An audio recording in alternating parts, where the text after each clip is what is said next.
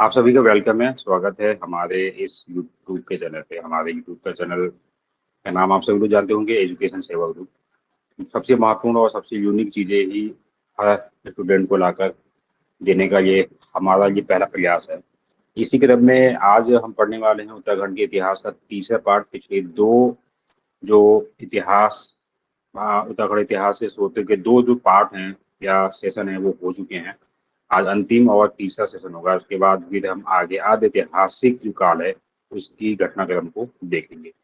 तो उम्मीद करता हूँ कि ये चीज़ आप लोगों को समझ में आई होगी, और मैं आशा भी करता हूँ कि ये चीज़ें आप लोग रिविजन में लेते होंगे। मलारी गांव की हम बात कर लेते हैं। विजुअल आप सभी लोगों को हो रहा होगा, ठीक है। तो ये है आपका मलारी गांव। मलारी गांव कहाँ है आप जानते होंगे। कौन सी ये जिले में है, मुझे कौन बताएगा। मलारी गांव किस जिले में आता है। ये चमोली में है ना। तो बहुत महत्वपूर्ण है, ठीक है। अभी हमने द्वारका ये गुफा भी पीछे देखी थी, वो भी चमोली। तो यहाँ से क्या क्या सवाल आए हैं मैं वो सारी जानकारी आपको दूंगा। चलिए बढ़ते हैं आगे। तो देखिए, बेसिकली मलारी गांव की जो गुफा है, सर्वप्रथम 1956 में शिव प्रसाद डगराल ने इसको खोजा था। ठीक है, ये नाम बहुत महत्वपूर्ण है, आएगा भी, बहुत महत्वपूर्ण है। और डगराल ने यहाँ से महापाषाण कालीन शवागारों की खोज भी की थी। ठीक है, तो ये भी बहुत महत्वपूर्ण है। और एक देखिए, उत्तराखंड में एक तो मलारी गांव है, और एक उत्तराखंड में एक और स्थान है जहां से पाषाणकालीन समाधान की प्राप्ति हुई है, वो है देवी दुर्गा। ठीक है, एक ये है, एक वो है। तो ऐसे ऐसे भी सवाल बहुत बार आए हैं कि निम्नलिखित में से जो किस स्थान पर महापाषाणकालीन या पाषाणकालीन समाधान की प्राप्ति हुई है। तो जहाँ पे पाषाणकालीन लिखा होगा वहां पे देवी दुर्गा आएगा, जहाँ महापाषाणकालीन लिखा होगा वहां पे आएगा ये मलारी गांव। तो ये एक सवाल तो आपका यहाँ से बन गया। इसके बाद भी हम आगे बढ़ते हैं। तो इस समाधानों की जो आकृति है ये मंडलाकार गर्त की जैसी है, और जिसमें शव के चारों ओर अनगढ़ शिलाएं खड़ी करके रखी गई है। ठीक है, मतलब एक जो है गड्ढा है, गर्त है, गड्ढा ये बना के उसमें सीढ़ी नुमा नीचे की वो गड्ढा बना के, और इसके यहाँ शवों को यहाँ डालकर उसके चारों ओर जो है शिलाएं ये रख दी गई हैं चारों ओर से उसको, ठीक है, ढकने के लिए। तो इस प्रकार की शवों की प्राप्ति यहाँ से हुई है। देखिए, इस मलारी गांव से 3 बार खोज हुई है। ये आप लोगों के लिए समझना इतना महत्वपूर्ण है क्योंकि यहाँ से तीनों सवाल आ चुके हैं। 3 बार यहाँ की खोज हुई है, एक बार नहीं 3 बार। ये ऐसा पहला स्थल है पूरे उत्तराखंड की हम बात करते हैं, तो ये 3 बार बड़े पैमाने पर यहाँ की खोज हुई है। पहली तो 1956 में हमने यहाँ पे देखी, दूसरी 1982 में, और तीसरी हुई है 2002 में। अभी हम सारी कहानी देखेंगे। तो यहाँ पर उत्खनन का कार्य जो है सबसे ये पहले गढ़वाल विश्वविद्यालय के द्वारा 1982 में हुआ। तो पहले खोजा सुपरसाड जहाँ डबराल ने, तो यहाँ से इन्हीं की ये चीजों की यहाँ प्राप्ति हुई। उसके बाद में ये मामला कुछ समय के लिए ये जो है रफा दफा हो गया। फिर वापस गढ़वाल विश्वविद्यालय ने जो है इसकी खोज की। आप जानते होंगे गढ़वाल विश्वविद्यालय की स्थापना कब हुई, कोई मुझे बता सकता है क्या। गढ़वाल विश्वविद्यालय की स्थापना कब हुई, जरा सोचिए, आंसर दीजिए। तो इसने क्या किया कि इसका एक डिपार्टमेंट है, पुरातत्व से ये संबंधित भी है। ठीक है, बहुत सारे विभाग हैं। तो इसके माध्यम से 1982 में इसने खोज मलारी गांव में शुरू की। और यहाँ से गुफा अंडाकार थी। यहाँ की जो गुफा है ना, ये अंडे की जैसी थी। आप लोग भूल गए गढ़वाल विश्वविद्यालय की स्थापना कब हुई भाई। कुमाऊं और गढ़वाल विश्वविद्यालय की स्थापना 1973। ठीक है, ध्यान रखना आपको। तो गुफा जो है अंडकार थी, जिसकी ऊंचाई जो है 1.1 मीटर और गहराई 3 मीटर हुआ करती थी। और इनके ऊपर से ये बड़े बड़े ये ऐसे पटाल और या पत्थर से ये जो है ढके भी होते थे, गड्ढे। और यहाँ से भी शवों की ये प्राप्ति हुई है। और यहाँ से जो वो गढ़वाल विश्वविद्यालय ने जब ये वहाँ की खोजबीन की तो वहाँ पे ये चीजें भी देखी गई कि इन संवर्धनों में, यानी कि जो ये शवगार हैं, यहाँ से मानव अवशेषों के साथ साथ में घोड़े, मेंढक तथा भी या विभिन्न ऐसे प्रकार के ये प्रोटी और लगभग 15 हथेलियुक्त ये कुतुब, मतलब जो सामान होते हैं लोहे के या घरेलू जो भी सामान होते हैं, वो इस प्रकार के सामान भी शवों के आसपास में पाए। इस बात का ये संकेत है कि इस काल के मनुष्य जो थे, मतलब जिस समय का ये शव है उस समय के जो काल के जो वो मनुष्य थे, मृत्यु के बाद भी जीवन की परिकल्पना करते हैं। मतलब इनका मानना था कि आत्मा को भी जीने के लिए कुछ साधनों की आवश्यकता होती है, इसलिए, ठीक है, तो इसीलिए ये चीजों को जो है मनुष्य की मृत्यु के बाद में इन चीजों को उनके साथ में ही दफनाया जाता था। ये गढ़वाल विश्वविद्यालय ने ये खोज की थी। ठीक हो गया, आगे बढ़ते हैं। तो एक ये कुतुब के हत्थे पर चमकदार आज पॉलिश भी थी और इसके हत्थे पर आज मोनाल का चित्र भी अंकित था। भाई मोनाल ये पक्षी, ठीक है। ये मोनाल बताइए, ये नर है कि मादा है? आप लोगों ने बहुत ज्यादा पढ़ा है ना, सभी लोगों ने। मोनाल जो पक्षी है, राज्य का स्टेट की बर्ड भी है, मोनाल है क्या बेसिकली, नर है या मादा है?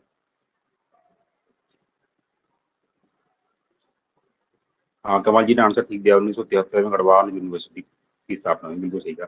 बताइए मोनाल के बारे में तो सब लोग जानते होंगे, ये नर है कि मादा है, कौन है ये?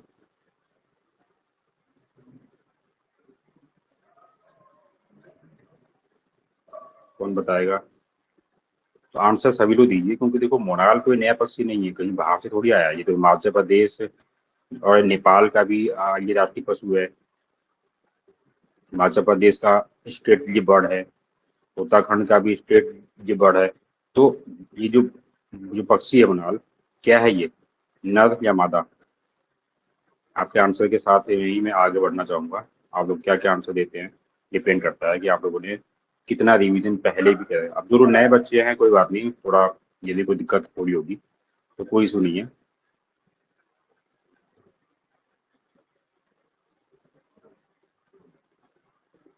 मेल है ना? डफिया, तो डफिया क्या है? हाँ, ये मोनाल फीमेल है, डफिया मेल है। हो गए कंफ्यूज? अब सभी लोग कंफ्यूज हो गए मुझे लगता है, और होना भी चाहिए, क्योंकि सीढ़ी जो हमेशा चढ़ने के लिए ऊपर चढ़ी जाती है, तो कभी कभी सीढ़ी के बगल में भी देखना चाहिए कि कहीं गड्ढा तो नहीं है। इसलिए पढ़ाई पीछे मैं बताना भूल गया कि अगर हम स्टडी किसी भी चीज़ की करते हैं ना, तो उसको इस साइड से भी देखिए कि ये क्या कहना चाह रहा है, इस साइड से भी देखिए और इस साइड से भी देखने की कोशिश भी कीजिए कि ये बेसिकली है क्या चीज़, और चारों ओर से उसके मंतव्य को समझने की कोशिश कीजिए, तब जाके आपका वो टॉपिक पूर्ण रूप से सही साबित होगा। और यदि ऐसे बढ़ेंगे आगे तो फिर गलत हो जाएगा, ठीक है। हाँ, तो अब फाइनली कमल जी ने कहा है मोनाल फीमेल है और डफिया जो है ये मेल है। चलिए तो आगे बढ़ते हैं। समझ गया सभी लोग? अब यहाँ पे आगे फंस गया आप लोग, चलो अभी आगे मैं बहुत जगहों पे फंसाऊंगा आपको। अगला पॉइंट है कि देखिए, ये जहाँ पे हम सवों की बात यहाँ हो रही है मलारी गांव में, तो सवा सावधानों की को ये दानी ने स्वाद घाटी के गंगा गधार और सवागार संस्कृति के समान बताया है। तो दानी ने क्या बोला है कि यहाँ के जो शव है ना, ये स्वात घाटी और गंधार की जो शव है उनकी संस्कृति के समान है, मतलब उन्हीं की संस्कृति के समान यहाँ पर भी संस्कृति विराजमान रही होगी, कि ताकि यहाँ की जो संस्कृति है गांधार और स्वात घाटी के जैसी ही है। ठीक है, बहुत ही महत्वपूर्ण है। आगे बढ़ते हैं। तो टूसी ने इस घाटी को दरद समुदाय से संबंधित बता रखा है। मराठी गांव में जो ये संस्कृति थी इसको दरद समुदाय से संबंधित टूसी ने बता रखा है, जबकि संकलिया ने आदियों से जोड़ा है। संकलिया ने जो कहा है, ये सब विद्वान है, ये प्रतात्विक क्षेत्र के लिए जो है विद्वान है। तो संकलिया ने जो कहा है कि ये जो संस्कृति थी यहाँ पर मलारी में, और या जो जिस प्रकार से शवों को गाड़ा जाता था या जो चीजें इनके साथ में सामान रखे जाते थे, ये इनको जोड़ा है आदियों से, क्योंकि आदियों की संस्कृति में भी यही था, क्योंकि आदियों की एक वो जो है उपजाति खास उत्तराखंड के क्षेत्र में रहने के लिए आई थी।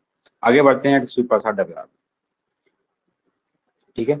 ये वही शिव प्रसाद डबराल जी हैं जिन्हें उपनाम चारण और इन्हें इंसाइक्लोपीडिया भी कहा जाता है, ये वही हैं, ध्यान में रखना आप लोग तब तक। हाँ, चलिए। तो शिव प्रसाद डबराल के अनुसार किन्नौर के लिप्पा की समाधियों के समान मलारी के सवर्दा के लिए मंडगा लगा ये गर्त होते हैं। मतलब ये किन्नौर जो हिमाचल प्रदेश के क्षेत्र का एक ही क्षेत्र है, वहां पर भी जो समाधियां प्राप्त हुई है वो इसी के समान है। बस थोड़ी सी भिन्नता है कि जो गर्त हैं, गर्त के रूप में थोड़ी भिन्नता है, बाकी सब कुछ समान है। तो ये कुछ नाम बहुत महत्वपूर्ण है, तो आपको ध्यान रखना। तो पहली खोज 1956, दूसरी खोज गढ़वाल विश्वविद्यालय के द्वारा 1982। अब हम तीसरी खोज पे आते हैं, यहाँ से भी सवाल आ चुका है, वेरी वेरी इंपॉर्टेंट है, ये कई बार आया हुआ है। अब 2002 में ये क्या हुआ था, तो देखिए अब तीसरी खोज होती है, यहाँ से 2002 में गढ़वाल विश्वविद्यालय के शोधकर्ताओं के द्वारा फिर से खोज होती है। ठीक है, टोटल ये तीसरी बार है। तो जब खोज होती है तो यहाँ से नर कंकाल, मिट्टी के बर्तन, क्योंकि भाई उस समय लोहा या इन चीजों के बर्तन नहीं थे, मिट्टी के ही बर्तन हुआ करते थे जिन्हें माथे भांड के रूप में जाना जाता था। जानवरों के अंग और विशेष रूप से 5 किलो का एक सोने का मुखौटा और कांसे का जो है कटोरा ये प्राप्त हुआ। ठीक है ना, बहुत महत्वपूर्ण है, ध्यान रखना। सोने का ये मुखौटा तो आप सभी लोग जानते होंगे ना, चेहरे के सामने जो है पहना जाने वाला मुखौटा होता है। हाँ, वैसे इसका एक वेट है 5.2 kg का है। ठीक है, तो ये ऐसा सवाल वजन के रूप में तो कभी आया नहीं है, अगर कभी ये सवाल आया भी है तो 5.2 किलोग्राम का सोने का मुखौटा किस स्थल से पाया गया, ये ऐसा सवाल आ चुका है। तो 3 बार खोज हुई है और तीनों बार में कुछ ना कुछ जो चीजों की प्राप्ति हुई है वो मैंने आपको यहाँ पे फिलहाल समझा दिया है। और ये देखो एग्जाम में आए हुए हैं, मैं आपको बता दूं, मैंने आपको पीछे ही कहा था कि आप 15 साल के अनसॉल्व जो पेपर हैं या सॉल्व पेपर हैं जो उत्तराखंड में जितनी भी परीक्षाएं हुई हैं, यूपीएससी की, उत्तराखंड लोक सेवा आयोग की, अब उसकी बुकलेट ले लीजिए। अब उसमें देखना, मैं जितने भी सवाल ये जो बता रहा हूँ ना, ये सारे के सारे सवाल आ चुके हैं, आगे भी आएंगे। चलिए बढ़ते हैं आगे। अब हम किमनी गाँव की बात कर लेते हैं। ठीक है, किमनी गाँव की बात कर लेते हैं। तो देखिए ये किमनी भी चमोली में स्थित है, और किमनी जो है ये थराली के समीप में, ये पिंडर नदी के ये किनारे ये स्थित है। देखो ये चीज भी आ जाती है, कभी कभी बहुत डीपली सवाल भी आजकल पूछे जा रहे हैं, तो इसलिए हर एक चीज को उसमें शामिल किया गया है, आप लोगों के लिए महत्व है। तो चमोली के किमनी गांव में स्थित इस गुफा से सफेद रंग के चित्रित हथियार एवं पशुओं के सरचित प्राप्त हुए हैं। अब देखिए सफेद रंग, ये यहाँ पे आपका यूनिक हो गया कि किडनी गांवों से जो चीजें प्राप्त हुई हैं, हथियार या पशुओं के सरचित्रों का प्रयोग, उनका कलर कैसा है, सफेद है। नेक्स्ट है कि इस ज्ञात ये पशु की जो ये पहचान अब हिमालय वृषभ जुब्बू या जोबा से की गई है। यानी कि किमनी गांव में जिस पशु का शैलचित्र बनाया गया है ना, उसकी पहचान जो है किससे हुई है, हिमालय में पाया जाने वाला जुब्बू, जो सांड के जैसा ही होता है, जुब्बू या जिसे जोबा कहा जाता है। जो हिमालय क्षेत्र में रहने वाले स्टूडेंट है वो लोग जानते होंगे ज्यादा अच्छे से। आगे बढ़ते हैं। तो मलारी गांव से प्राप्त लौह का एक फलक भी प्राप्त हुआ है, लोहे का। उत्तराखंड से ये प्राप्त लौह उपकरणों में सर्वाधिक ये प्राचीन है। तो ये भी सवाल आ सकता है कि उत्तराखंड के किस स्थान से सबसे प्राचीन लोहे का अयस्क या लौह फलक की प्राप्ति हुई है। तो आपका आंसर क्या होगा, मलारी गांव, डिस्ट्रिक्ट चमोली। हर एक चीज महत्वपूर्ण मैं आपको यहाँ पे कह रहा हूँ, ध्यान रखिए। चलिए बढ़ते हैं आगे।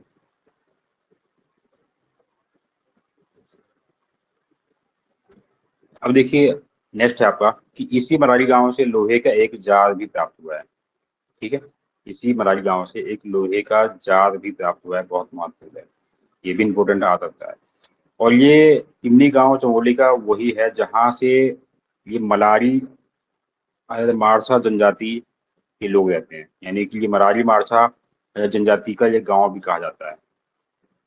अच्छा, आप लोगों ने भोटियाओं का नाम सुना होगा ना, भोटिया जनजाति सुना है। उच्च हिमालय क्षेत्र, यानी कि मूल इनका जो है ये पिथौरागढ़ डिस्ट्रिक्ट का जो उच्च हिमालय क्षेत्र है वहां पर ये निवास करते हैं। और इनकी बहुत सारी उपजातियां हैं, इनकी बहुत सारी उपजातियां हैं, जोहारी है, मारछा, तोरछा, है ना, बहुत सारी है। तो उनमें से ये वही है मलारी और मारछा जनजाति, ये भोटिया की ही उपजाति है जो कि इस क्षेत्र में ये पाई जाती है, यहाँ पर भी ये निवास करते हैं। ठीक है, तो बहुत ही महत्वपूर्ण, ध्यान रखना।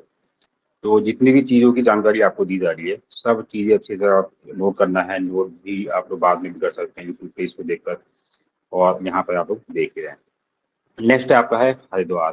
हरिद्वार जिले से एक महत्वपूर्ण जो स्थान है बहादुराबाद। बहादुराबाद, जहाँ पर विकास भवन, जहाँ पर डिस्ट्रिक्ट हेडक्वार्टर है, वो ये वहाँ की बात है। ठीक है, तो यहाँ पर डॉक्टर यशवंत लिकड़ौज के अनुसार हरिद्वार के बहादुराबाद में खोदते समय 1991 में यहाँ से ये ताम्र उपकरण और मातृ भांड की खोज हुई थी। देखो ये आ सकता है 1991 में यहाँ की खोज हुई तो यहाँ से इन चीजों की प्राप्ति हुई थी, ध्यान रखना आप लोग। और इसी स्थल से आगे 1953 में यज्ञदत्त शर्मा के द्वारा उत्खनन भी किया गया और उसके साथ ही पाषाण उपकरण के साथ में वही मातभांड जो पहले मिले थे वही प्राप्त हुए। तो इन दोनों लोगों का नाम बहादुर बाप से इसलिए भी जुड़ता है क्योंकि इन दोनों लोगों ने अलग अलग समय पे खोज की और अलग अलग चीजों की प्राप्ति की। क्लियर, ध्यान रखना लोग। अच्छा, 1953 से मुझे कहानी याद आ गई, आप लोगों को ध्यान होगा। 1953 में भाषा के आधार पर एक राज्य का गठन किया गया था ना भारत में, आपको याद होगा। बताइए हाँ या ना, किसी ने पढ़ी है इन हिस्ट्री, इंडियन पॉलिटी? नहीं पढ़ी है, कोई बात नहीं। भाषा के आधार पर जो पहला राज्य 1953 में बना था वो था आंध्र प्रदेश। ठीक है, तो कौन सा राज्य था? आंध्र प्रदेश था। चलो, तो कुछ चीजें मैं आप लोगों को यूनिक और अलग से आपको यहाँ पे दे रहा हूँ। जो कैंडिडेट नए हैं वो थोड़ा सा इन चीजों को बहुत अच्छे से समझ लें, आपके काम कीजिए। आगे बढ़ते हैं। अब ये पौड़ी गढ़वाल से क्या क्या चीजों की प्राप्ति हुई है उसके संदर्भ को देख लेते हैं। पौड़ी गढ़वाल में पहला नाम आता है आपका थापली। तो थापली का उत्खनन का कार्य जो है HNB हेमवती नंदन बहुगुणा विश्वविद्यालय के KP नौटियाल के निर्देशन में 1982 में शुरू हुआ। ठीक है, HNB। अब यहाँ से क्या क्या चीजें प्राप्त होती, देखिए यहाँ से चित्रित धूसर मिट्टी के बर्तनों की प्राप्ति होती है। मातृ भांडों में तस्करी और कटोरियों की प्राप्ति होती है। मातृ भांड मतलब मिट्टी की जो बर्तनों में इनकी प्राप्ति होती है। चित्रित जो मिट्टी के बर्तनों पर काले रंग का प्रयोग किया गया। देखो ये एक यहाँ पे यूनिक पॉइंट हो गया, यानी कि जो मातृभांड या जो मिट्टी के बर्तन मिले हैं ना, तो उन पर जो भी चित्रण किया गया है वो काले रंग से किया गया है। मान लेते हैं ये मिट्टी का बर्तन है, मान लेते हैं इस पे जो भी चित्रण जो किया गया ना, मान लेते हैं कोई भी एलिमेंट या गजट या फिर कोई भी डिजाइन यदि बनाया गया है तो वो काले रंग से उसको सजाया गया है। तो इसलिए भी ये जो है जो थापड़ी का स्थान है ये महत्वपूर्ण हो जाता है काले रंगों के। और विशेष रूप से यहाँ पे मिट्टी के बर्तनों की ज्यादा प्राप्ति हुई है, ध्यान रखना का। ठीक है, और इसके साथ ही अब यहाँ से लाल वो काले रंग के बर्तन भी मिले हैं। अभी तक तो हमने मिट्टी पर चित्रित जो रंग है उसको देखा, उसके साथ साथ में लाल और काले रंग की मिट्टी के बर्तनों की भी प्राप्ति हुई है। ये भी आप लोगों के लिए पॉइंट इंपॉर्टेंट है। ऐसी चीजें कई बार यूपी RSS और उत्तराखंड लोक सेवा आयोग में भी पूछी जाती है, इंपॉर्टेंट। इसके बाद में देखते हैं कि इसी स्थान से आप देखोगे तो यहाँ से प्राचीन वस्तुएं, ये जो है तांबे की चूड़ियां, आंखों पर ये काजल जो है लगाने वाली अंजन शलाकाएं, पक्की मिट्टी की बनी हुई ये चिड़िया उल्लेखनीय है। देखो ये लाइन बहुत ही इंपॉर्टेंट है, मैं इस पर हाईलाइटर लगाना भूल गया। पक्की मिट्टी से बनी चिड़िया आपने कभी देखी है? बचपन में तो वैसे बनाई भी होगी हम लोगों ने, है ना, जब हम छोटे थे। तो यहाँ पर ये थापी जो है बहुत महत्वपूर्ण हो जाता है, ये मिलता है। इसके साथ साथ में यहाँ पे धान की खेती के अवशेष भी मिलते हैं। देखो प्राचीन हड़प्पा सभ्यता या सिंधु घाटी सभ्यता में भी आपने यदि लोथल का नाम सुना होगा, लोथल गुजरात का लोथल गुजरात का महत्वपूर्ण बंदरगाह भी है, महत्वपूर्ण हड़प्पा संस्कृति का ये स्थान भी है। यहाँ से भी धान की खेती के प्रमाण ये मिले थे। ये तो रही बात भारतीय इतिहास की, लेकिन हम उत्तराखंड की बात कर रहे हैं तो बिल्कुल लोथल के जैसा ही ये स्थान है जहाँ से धान की खेती के अवशेष या प्रमाण मिलते हैं। तो इसलिए भी ये बहुत महत्वपूर्ण होता है, यूनिक हो जाता है आप लोगों के लिए। अब देखो मेहनत तो आपको एक बार करनी है ना, चाहे आपको 1 साल करनी पड़े, 2 साल करनी पड़े, 3 साल करनी पड़े या 6 महीने करनी पड़े, तो मेहनत आपको एक बार करनी है। और यदि आप 1-2 साल में या 3 साल में भी अगर जॉब निकाल लेते हैं तो ये सोचिए आपने ये एक इन्वेस्टमेंट किया। ये आपकी जो पढ़ाई है, ये जो समय है, ये एक इन्वेस्टमेंट है। और यही इन्वेस्टमेंट जब आप सेलेक्ट हो जाएंगे, जॉब में आ जाएंगे, तो वो आपका मूल हिस्सा हो जाएगा, आजीवन का हिस्सा हो जाएगा। अगले 60 साल तक के लिए आपकी जो पूरी पीढ़ी, आप और आपकी जो आने वाली जो पीढ़ी है उस पर निर्भर होंगे। समाज में अच्छा एक क्या होगा, ये नाम होगा। तो इन्वेस्टमेंट देना आपका काम है और फल देना जो है वो भगवान का काम है। तो इन चीजों को भी ध्यान रखना, आपका काम फल प्राप्त करने का नहीं है, आपका काम केवल प्रयत्न करने का, प्रयास करने का है। आगे बढ़ते हैं और देखिए ये अपनी जो जगह है ये अलकनंदा नदी के दाहिने तट पर ये स्थित है। तो ये देखो इसमें हमने बहुत कुछ पढ़ा है और मुझे लगता है कि जो बहुत सीरियस कैंडिडेट हैं आप में से वो इन चीजों को अभी के अभी समझ भी गए होंगे। यदि कोई दिक्कत है या रिविजन करना है तो ये वीडियो यूट्यूब पे है, तो आप वहां से भी देख सकते हैं। अगला एक नाम आता है रड़ीहाट। तो ये भी ये कहाँ पे है? ये बेसिकली श्री नगर में अलकनंदा नदी के दाहिने तट पर ये भी स्थित है। और यहाँ का भी उत्खनन जो है गढ़वाल विश्वविद्यालय के द्वारा हुआ, केपी नौटियाल के ही निर्देशन में 1977 में किया गया। यहाँ से महत्वपूर्ण ईंटों की प्राप्ति हुई है। ठीक है, मेन है ईंटों की प्राप्ति हुई, और इस ईंटों के साथ साथ में कुछ अस्त्र शस्त्र भी मिले हैं, चाकू, तलवार, लोहा, लक्कड़ और कुछ मिट्टी के बर्तनों की भी प्राप्ति हुई है। तो ये चीजें यहाँ से मिली है रड़ियाहाट में। और इसके अलावा एक और महत्वपूर्ण चीज है लोहे की, जो हम बात करते हैं। रड़िहाट के प्राचीन जो निवासी, जो स्थानीय ये कच्चे लोहे को गलाकर लोहे के औजार बनाने के लिए ये निपुण थे। इसलिए उस समय की संस्कृति में जो जितने भी लोग व्यापारी या सैनिक वर्ग जो होते थे वो यानी हाट में आते थे, और यहीं पर लोहे को गलाकर नए नए हथियार जो है बनाने का काम किया जाता था। इसलिए भी बहुत महत्वपूर्ण है। इसके अलावा मछली मारने के शिकार के लिए भी हथियारों का जो उपयोग था वो यहीं से, उन हथियारों का निर्माण भी यहीं से होता था। तो एक ये यूनिक पॉइंट है। कभी आपसे रनिहाल का नाम यदि पूछेगा तो आप लोग ये ध्यान रखना, इतनी चीजें हैं, ईंट और ये लोहे को गलाकर औजारों का निर्माण किया जाता था। क्लियर हुआ? उत्तरकाशी में आते हैं। आप में से उत्तरकाशी से कौन कौन है, थोड़ा आप लोग बताएंगे मुझे, क्योंकि लाइव सेशन चल रहा है। लाइव सेशन में आप सभी लोग हैं। आज 19-20 कैंडिडेट हैं, क्योंकि बाकी लोग अभी तक उनकी रिक्वेस्ट पेंडिंग में चल रही है। चलिए, तो काफी लोग हैं। योगेश जी हैं, कृष्णा जी, रंजीता जी, काफी लोग हैं। ठीक है, तो देखिए आपका 2 क्षेत्र अभी हम पढ़ेंगे, और जिसमें से ये तो उत्तराखंड लोक सेवा आयोग ने भी पीसीएस के एग्जाम में यहाँ से भी पूछा था। देखा आप लोगों ने, अभी तक ले हमने 3 ही सेशन किए हैं। 3 सेशन में उत्तराखंड की पीसीएस में पूछे हुए 2 सवाल आ चुके हैं। एक तो पीछे देखा था हमने, जिसमें हमने पढ़ा था वेंगसांग ने अपनी कृति में उत्तराखंड का पुराना नाम क्या बताया था, वो था ब्रह्मपुत्र। एक वो आया था सवाल एक मैचिंग में, वो शायद नॉर्मल था। और ये वाला मैचिंग में भी आया था, ये हुगली वाला। तो चलो पहले इसी को देख लेते हैं। हुगली उत्तरकाशी में स्थित है ये स्थान, और यहाँ से जिन और यहाँ से बेसिकली शैलचित्रों की प्राप्ति हुई है। और यूनिक पॉइंट क्या है कि जो यहाँ के शैलचित्र हैं उनका कलर नीले रंग का है। तो इसलिए ये सवाल भी आ चुका है। ठीक है, तो आप लोगों को आपको मालूम चल रहा होगा। इसके अलावा भी बहुत सारे उत्तराखंड इतिहास से सवाल दिए गए थे। तो चलिए धीरे धीरे हम बढ़ते हैं आगे। तो पुदुला की बात हम कर लेते हैं। पुदुला बहुत ही प्रसिद्ध स्थल भी है। कई सारे मेरे स्टूडेंट भी यहाँ पे से हैं। ठीक है, एक हमारे स्टूडेंट मनोज जोशी जी हैं, कई साल से जुड़े हुए हैं हमसे। पहले इनका सिलेक्शन एलटी में हुआ, फिर इनका सिलेक्शन जो प्रवक्ता में हुआ। चलिए फिलहाल बढ़ते हैं आगे।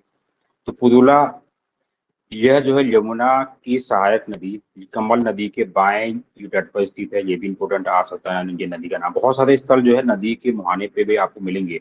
देखो, एक प्राचीन संस्कृति का मेन जो फंडा है ना, क्या है कि जितनी भी संस्कृतियां पूरे विश्व में, चाहे भारत में या कहीं पर भी मतलब रही है, या जिन संस्कृतियों का जो विकास हुआ है, तो उन सभी संस्कृतियों का विकास जो है नदी स्थलों के तट पे हुआ है, क्योंकि उनको पानी की आवश्यकता थी।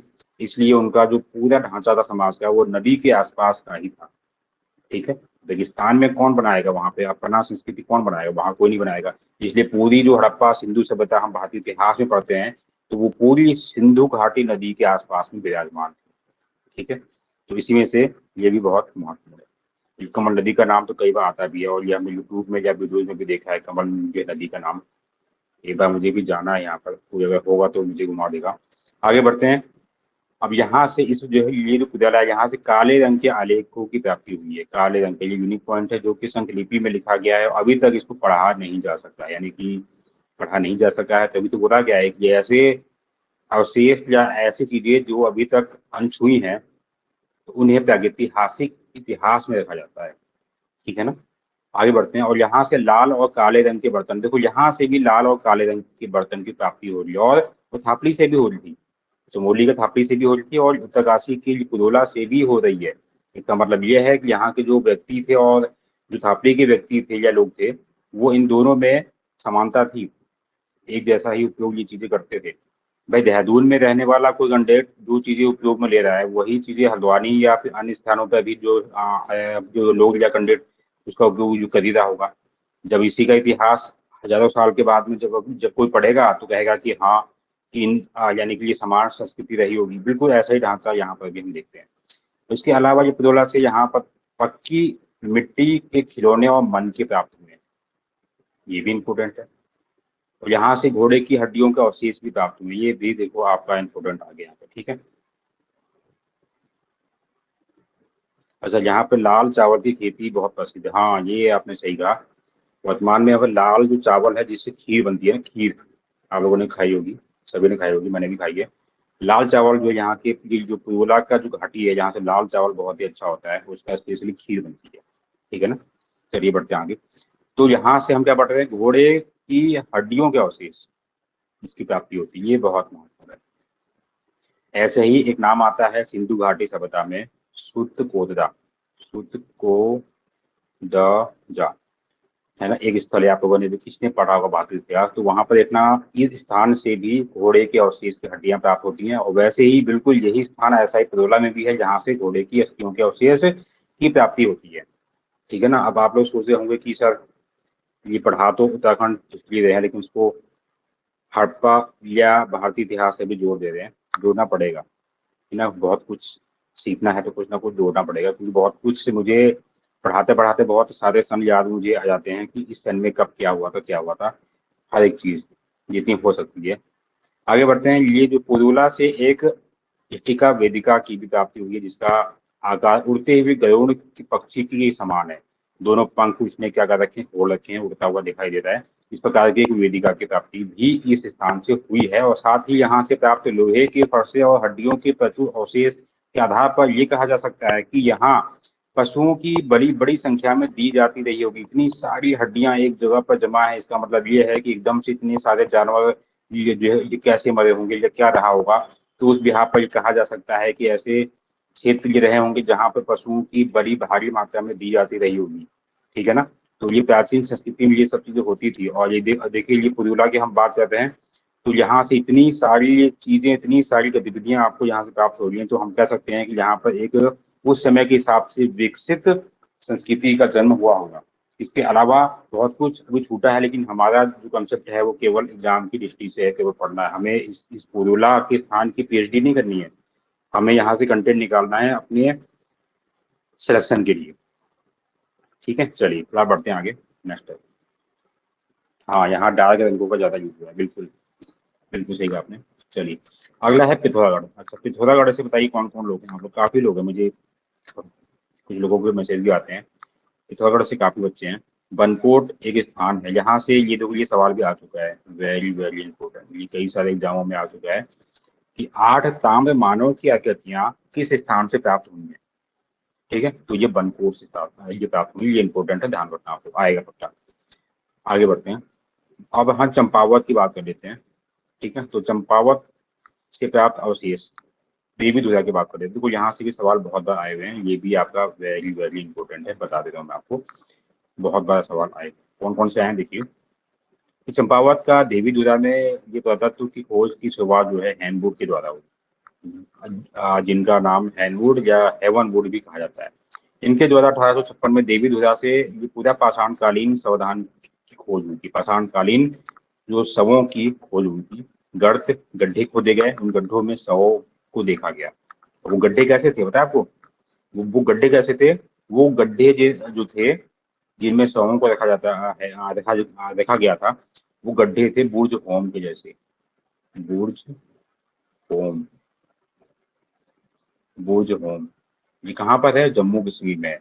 तो यानी कि हड़प्पा सभ्यता में जम्मू कश्मीर का जो स्थान था ये बुर्ज होम, वहां पर जिस प्रकार से शवों को दफनाया जाता था, बिल्कुल वही पद्धति देवी धुरा के शवों से भी मिलती है। इन दोनों का कंसेप्ट क्या है देखिए, बहुत ही बाकायदे से बढ़िया तरीके से शवों को दफनाया जाता था। ये खेत है, इसमें बहुत ही गहरा गड्ढा खोदा जाएगा, और इस गड्ढे में जाने के लिए सीढ़ियां बनाई जाएंगी, ठीक है।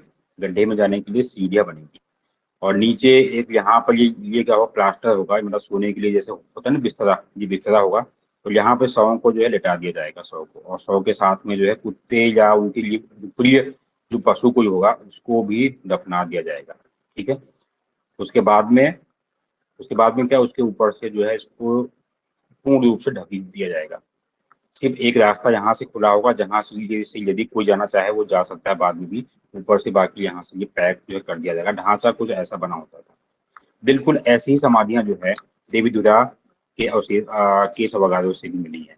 यानी कि ये उत्तराखंड के सभी प्रागैतिहासिक अवशेषों में सबसे पहली खोज थी। यानी कि पूरे उत्तराखंड की हम बात करते हैं तो ये स्थल ऐसा था जहां से इस प्रकार के शवों संग्रहों की प्राप्ति होती है, जिनका आकार, जिनका ढांचा, जो कि वो जो होम जम्मू कश्मीर के शवों ग्रहों की जैसी थी।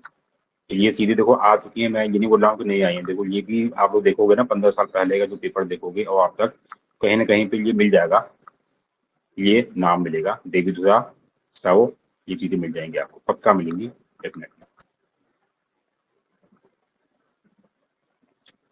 ठीक है, ध्यान रखना।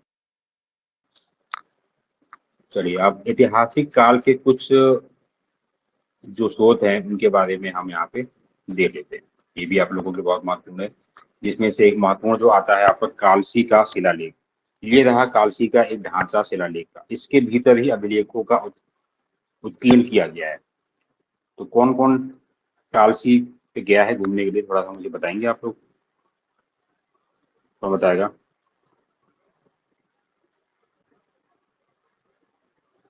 एनीवन?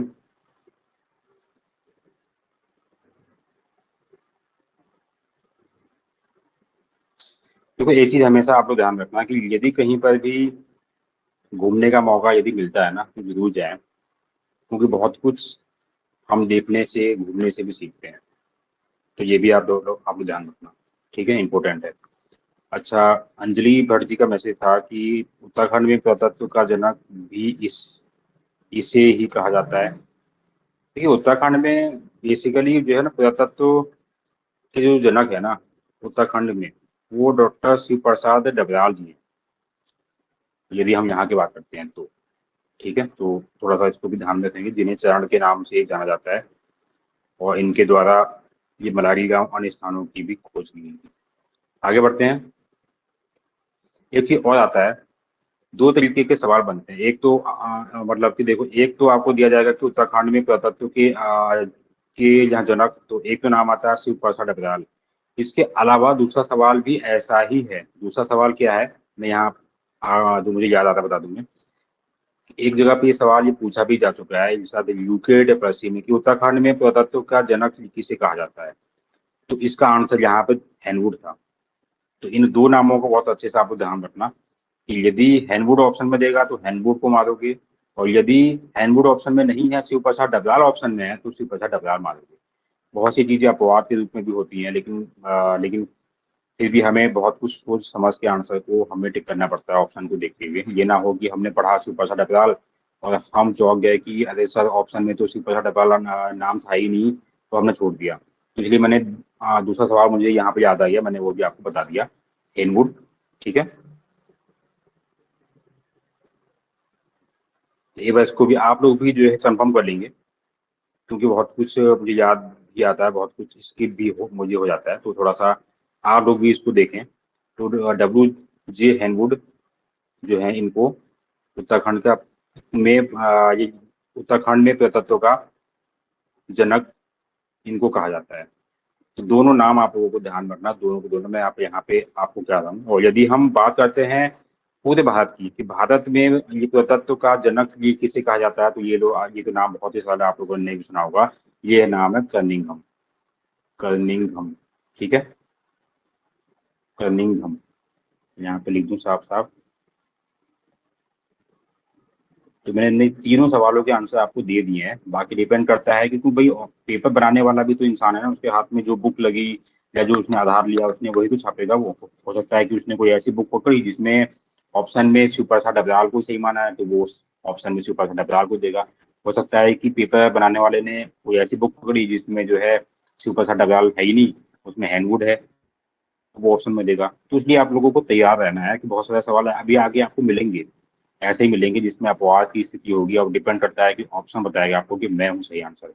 चलिए, तो भारत में प्रतत्व के जनक कर्निंघम है, ये भी मैंने आपको बता दिया। तो जितना हो सकता है उतनी जानकारी आपको दी जा रही है। इन चीज़ों को बहुत अच्छे से समझिए, क्योंकि साथ ही साथ आप लोगों के काम की चीज़ें, सवाल आ चुके हैं, आएंगे जरूर।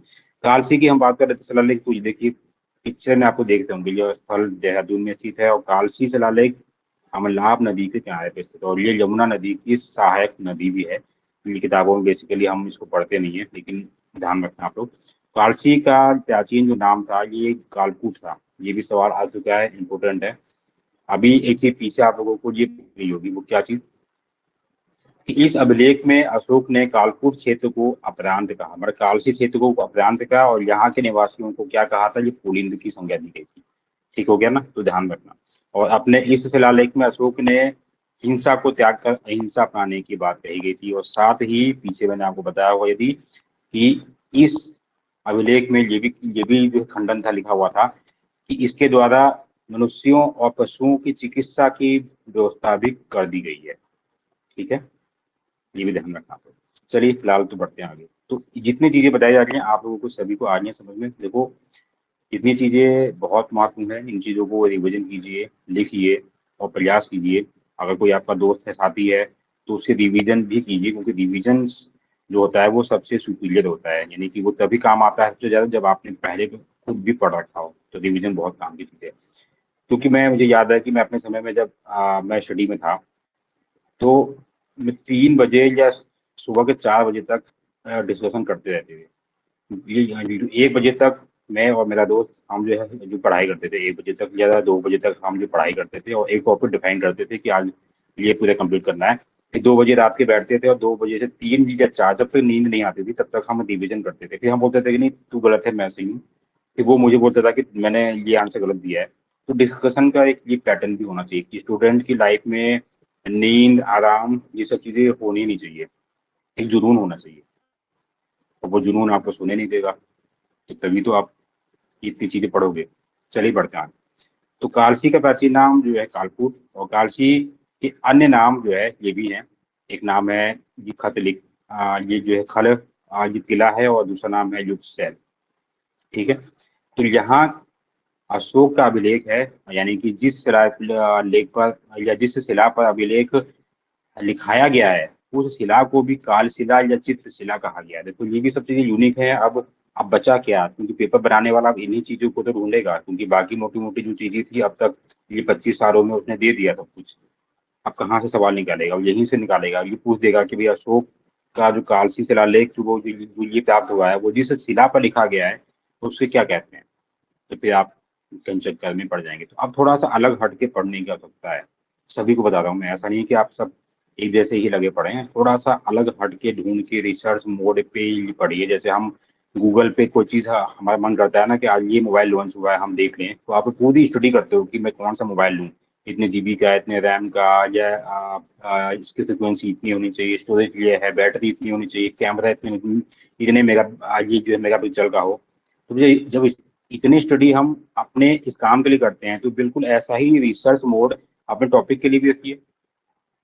अब जरूरी थोड़ी है कि मैंने आपको ये पढ़ा दिया उसके बाद में आप ये पढ़िए, फिर इसी को आप गूगल में ढूंढिए। हो सकता है कि ये भी बाय द वे कोई यूनिक वहां मिल जाए। तो रिसर्च मोड पे हर टॉपिक को देखने का प्रयास कीजिए। मिनट लगेगा मुश्किल से, इसके ऊपर क्या मिलेगा। चलिए बढ़ते हैं आगे। सब तो फायदे की चीज है ना अपनी। तो इस अभिलेख की खोज 1960 में फॉरेस्टर ने की, बहुत महत्वपूर्ण है इसकी खोज। ये जो ये कालसी शिलालेख के भीतर जो अभिलेख है, इसकी खोज फॉरेस्टर ने की, बहुत महत्वपूर्ण है। और इसकी ऊंचाई जो है 10 फीट, और चौड़ाई जो है वो 8 फीट की है। और यह जो है प्राकृत ये भाषा में, ये ब्राह्मी लिपि में ये लिखा गया है। ये कुछ अंश जो है ये पाली ये भाषा में भी है, लेकिन इसका मूल यदि हम बात करेंगे ना, ये प्राकृत ये भाषा में वर्णन यहाँ पे किया गया है। तो दो ही भाषा हमें इस क्षेत्र से अशोक के समकालीन मिलेंगे, ध्यान रखना है। क्योंकि अशोक देखो बौद्ध धर्म को उसने अपनाया था अंतिम समय पे। तो उसके इस क्षेत्र की जब हम बात करते हैं, तो उत्तराखंड के इस क्षेत्र का में उसके मेन दो भाषाओं का प्रकोप हमें मिलेगा, एक पाली भाषा और एक प्राकृत भाषा। ठीक है, और जो बाकी इसकी जो अन्य जो भाषाएं हैं ना, कौन सी है, माइक, खरोष्टी, तो वो पाकिस्तान, यानी कि वो जहाँ तक इसका मौर्य साम्राज्य फैला हुआ था, वहां तक ये भाषाएं जो है फैली हुई थी, अलग अलग स्वरूपों में, ये क्षेत्र के रूप में ये भाषाएं फैली हुई थी। ठीक है, तो ये थोड़ा सा पॉइंट भी यहाँ पे आपको ध्यान रखना। जैसे स्क्रीन विजिबल नहीं हो रही है तो एक बार लेफ्ट होकर दोबारा से आइए। नेक्स्ट बढ़ते हैं आगे। तो कालसी जो है यमुना और टोंस नदी के संगम पर स्थित है, जो कि कुड़िंद राजाओं की राजधानी भी रहा है ये क्षेत्र। ठीक है, और इस अभिलेख में अशोक ने क्या कहा है कि कालीकुट क्षेत्र को अपरांत और यहाँ के निवासियों को कुड़िंद कहा। ये भी सवाल आ चुका है, इंपोर्टेंट है। और इसी अभिलेख में अशोक ने हिंसा को छोड़कर त्याग का हिंसा को अपनाने की बात कही थी। और देखिए 7वीं सदी में कालसी को शुद्ध नगर के रूप में वेंगसांग ने अपनी वेदांत में लिखा था। इसका विद्वान का नाम बताइए। मैंने उत्तराखंड के स्रोतों में पीछे पढ़ाया था ना कि वेंगसांग का जो विद्वांत है, जो ग्रंथ है मतलब, उसका नाम बताइए।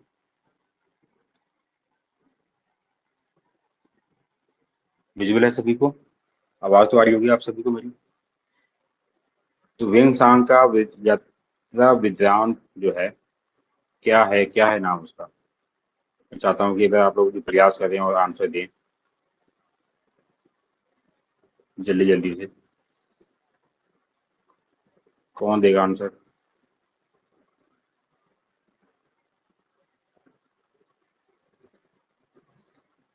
आवाज आ रही है आप सभी को?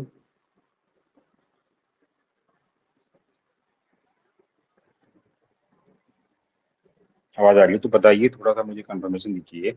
वेंगसांग के बारे में पीछे बताया गया था ना, तो थोड़ा सा रिकॉल कीजिए कि उसका नाम क्या था। चलो मैं बता दूं यहाँ पे, सी यूकी। सी यूकी, मैं यहाँ पे इंग्लिश में लिख रहा हूँ, हिंदी में ध्यान रखना। सी यूकी का नाम सुना है आप लोगों ने? तो इसी का ही तो ग्रंथ था वो, जिसमें उसने उत्तराखंड की विजिट पे जब वो आया था हर्षवर्धन के समय पे, तो उसने कुछ नाम बताए थे ना, सी यूकी। हाँ, याद आ गया आपको, सभी को आ गया होगा, वेरी गुड। तो उसमें ये लिखा, तो कोई ऐसी चीजें आ जाती हैं। तो उसने कालसी को शुद्ध नगर कहा, शुद्ध नगर से इसका वर्णन किया। ठीक है, आगे बढ़ते हैं। तो ये जो कालसी शिलालेख है, ये जो 13वें क्रम का शिलालेख है, अशोक का ये 13वें क्रम का शिलालेख है। ठीक है, और चलिए ये लाइन छोड़ देते हैं, ये 13वें क्रम का है। इसके बाद में इस अभिलेख में हाथी के चित्र का अंकन भी किया गया, उसके पैरों के बीच में श्रेष्ठ हाथी शब्द भी लिखा गया है, जो कि संस्कृत भाषा में लिखा गया है, ये भी ध्यान रखना। ठीक है, पाली भाषा से संस्कृत भाषा में गज तमिल लिखा गया, इसका मतलब है श्रेष्ठतम हाथी। तो ये भी आ सकता है कि इस अभिलेख में किस जानवर का उल्लेख किया गया है। तो ये आप लोगों के लिए एक तरह से यूनिक है, क्योंकि इतनी ये बारीकी से और इतनी महत्वपूर्ण जानकारी जो है आप लोगों को बुक में तो नहीं मिलने वाली है। ठीक है, ये बात आप लोग भी ध्यान रखना। तो इतनी चीजों को बहुत अच्छे से आप लोग देख लेना। ठीक है, तो यहाँ पे क्या कहा मैंने, हाथी का नाम है। कालसी जो शिलालेख है, इसका संबंध यानी कि ध्यान रखना कि यहाँ पर एक ये हाथी का चित्र भी प्राप्त हुआ है। आगे बढ़ते हैं। तो यहाँ से जो है अभिलेख खंडित अवस्था में है। इसका खंडन 1254 में नसरुद्दीन महमूद ने किया था, इसको तोड़ फोड़ दिया था उसने। ठीक है, ध्यान रखना। इसके बाद में आगे बढ़ते हैं। देखो नसरुद्दीन महमूद ये भी तो वही था ना, गुलाम वंश का शासक, आपको याद हो गया होगा। बलबन से ये पहले बना था, गुलाम वंश का एक शासक है। चलो बढ़ते हैं आगे। तो इस लेख में यानी कि इस जो अभिलेख है, इसमें जो है लास्ट में 5 यवन राजाओं का भी उल्लेख मिलता है। ये भी आ सकता है, इंपॉर्टेंट है कि भाई निम्नलिखित में से किस अभिलेख में 5 यवन राजाओं का उल्लेख मिलता है। तो ये वही है कालसी अभिलेख। लाखा मंडल की हम बात कर लेते हैं। लाखा मंडल देहरादून जिले में स्थित है, और लाखा मंडल का जो नाम प्राचीन है ये मढ़ था, मढ़। और लाखा मंडल यमुना वो अरखनाड़, इसके साथ ही यमुना वो गोदागाड़ नदी के संगम पर स्थित है। और लाकेश्वर यानी कि लाखा मंडल में ये पेगोड़ा सदस्य मंदिर भी स्थापित है। छत्र युक्त एक जो है मंदिर भी यहाँ पर स्थापित है। अगर आप लोगों में से कोई इलाका मंडल क्षेत्र में गया होगा तो जानता होगा। और यही लाखा मंडल गुफा से कत्यूरी राजवंश के राजकुमारी ईश्वरा का अभिलेख भी प्राप्त होता है। और इसको दूसरे संदर्भ में भी देखा गया। राजकुमारी ईश्वरा जो है यादव वंशी राजकुमारी के रूप में भी विशोभित होती है। पीछे हमने वहां पे अभिलेखों में देखा था कि इस राजकुमारी ईश्वरा का अभिलेख। तो यहाँ पर ये कत्यूरी जो राजाओं से भी संदर्भित हो रही है। मतलब कहने का यह है कि जिस स्वरूप में अभिलेख या जिन चीजों की प्राप्ति हुई है, तो विद्वानों ने उसको उसी के साथ में जोड़ दिया।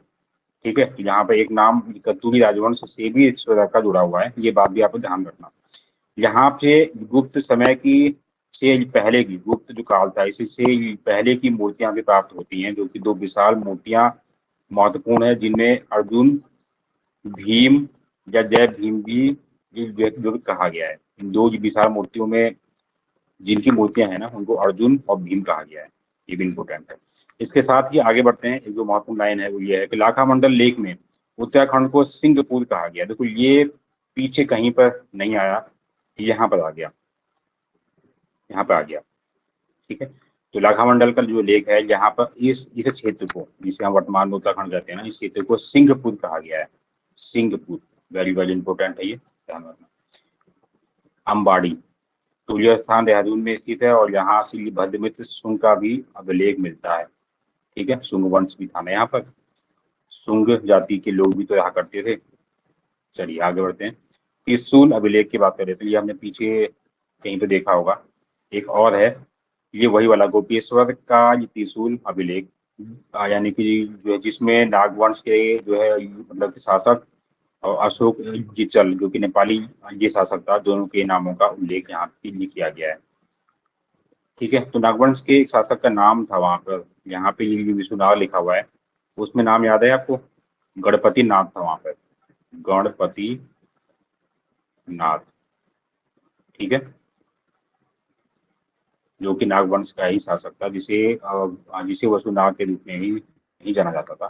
तो ये है, तो इतनी चीजें तो आप लोगों के लिए महत्वपूर्ण हो गई। अब चलिए थोड़ी सी चीजें और एक यूनिक पॉइंट को रूबरू करते हुए भी इस सेशन को हम आज विराम देंगे, फिर नए टॉपिक को लेके आगे आएंगे। तो अल्मोड़ा से प्राप्त सिक्के, देखो जहां पर ये सवाल भी आ चुका है, पहले मैं सवाल को पढ़ लेता हूँ। सवाल ये था कि निम्नलिखित में से वो कौन सा राजवंश और या शासक रहे हैं जिनकी जानकारी का केवल एकमात्र स्रोत है, वो क्या है? ऑप्शन में स्मारक है, सिक्के थे, या कुछ और नाम दिए गए थे, तो वो सिक्के हैं। तो कुलिंद शासक की जब हम बात करेंगे ना, आगे डिटेल में देखेंगे आगे, तो ये कुलिंद शासकों से संबंधित है अल्मोड़ा प्रकार के सिक्के। देखिए, क्योंकि कुरिंदों के समय में बहुत कुछ नया नहीं हुआ था। इनकी जो नई जो रचना थी या कृति थी वो यही थी कि इनके समय में सिक्कों का बड़ा प्रचलन होता था। ये सिक्कों पे ही सब कुछ जो है करवाते थे, सिक्कों पे ही अंकना कराएंगे, अपनी फोटो बनवाएंगे, अपना कुछ लिखवाएंगे। तो सिक्कों से ही जो कुरिंद शासकों के बारे में जानकारी मिलती है। और अल्मोड़ा वो बागेश्वर की सीमा पर 1979 में कत्तू घाटी से 15 सिक्कों की प्राप्ति भी हुई है।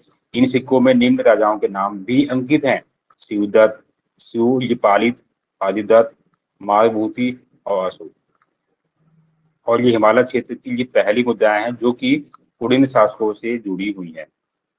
ठीक है, कुरिंद, अच्छा सॉरी, हाँ, 1989 नहीं है, टाइपिंग मिस्टेक है, 1789।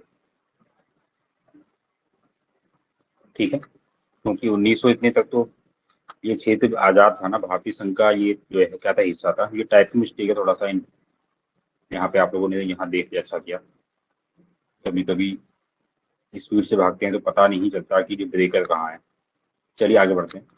तो ये हिमालय क्षेत्र की ये पहली ऐसी मुद्राएं हैं जिनसे किसी शासक की जानकारी मिलती है। और ये सिक्के राजकीय म्यूजियम संग्रहालय अल्मोड़ा में रखे गए हैं। और बताया जाता है कि इसके अलावा ये सिक्के अल्मोड़ा के बाद ब्रिटेन के संग्रहालय में भी रखे गए हैं, ध्यान में भी रखना। विधिवत यानी कि ऋषिकेश नामक स्थान से भी ऐतिहासिक काल के अवशेषों की प्राप्ति हुई है। बहुत महत्वपूर्ण, ये भी सवाल आ चुका है एक बार, वेरी वेरी इंपोर्टेंट। अब देखिए, इस स्थल का उत्खनन हुआ जब, तो यहाँ से भारतीय पुरातत्व सर्वेक्षण विभाग ने 1973-74 में यहाँ की खुदाई की। तो यहाँ से जो है कुषाण कालीन भवन, सिक्के और मिट्टी के बर्तनों की प्राप्ति होती है। इसके बाद ही गढ़वाल विश्वविद्यालय ने जो है मोरध्वज और पांडुवाला पौड़ी में भी खोज करवाई। तो वहां से मोरध्वज से तो बेसिकली जो क्या मिला, ये मिला, ये इंपॉर्टेंट है, ये भी सवाल में आ चुका है। यहाँ से बुद्ध की योगासन वाली मुद्रा भी मिली है। ठीक है, बहुत महत्वपूर्ण है, जिससे ये प्रतीत होता है कि यहाँ बौद्ध धर्म का प्रभुत्व रहा होगा। इसके अलावा कृष्ण की ये केसी वध मूर्ति भी प्राप्त हुई है। चलिए आगे बढ़ते हैं। इसके अलावा जो एक और महत्वपूर्ण जो पार्ट है वो आपका ये रहा कि नैनीताल व देहरादून के लिए बड़वाला से ईंटों पर लिखी हुई उत्कीर्ण भी प्राप्त हुई। तो अभी तक हमने शिलाओं पर, पत्थरों पर, ताम्र पत्रों पर लिखे हुए लेखों की बात की। अब यहाँ पे ईंटों पर लिखी हुई उत्कीर्ण भी प्राप्त हुई, जो नैनीताल और देहरादून की शहरी क्षेत्र से प्राप्त हुई है।